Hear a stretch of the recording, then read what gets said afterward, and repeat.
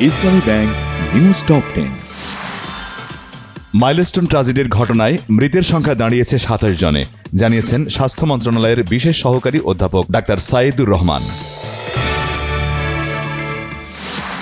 এখনও বিভিন্ন হাসপাতালে ভর্তি 78 জন, তাদের অনেকের অবস্থা আশঙ্কাজনক। উত্তরা মাইলস্টোনে প্রশিক্ষণ বিমান বিধ্বস্ত ও প্রাণহানির ঘটনায় চলছে রাষ্ট্রীয় শোক আজ। সহপাঠীদের মৃত্যুর শোক সইতে পারছে না মাইলস্টোনের শিক্ষার্থীরা। সহানুভূতি জানাতে গেলেন উপদেষ্টা আসিফ নজরুল এবং সিআর আবরার।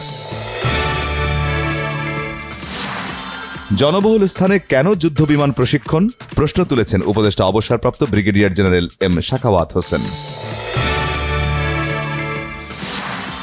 জীবন দিয়ে সন্তানতুল্য শিক্ষার্থীদের বাঁচালেন মাইলস্টোন স্কুল অ্যান্ড কলেজের শিক্ষিকা মাহারিন চৌধুরী।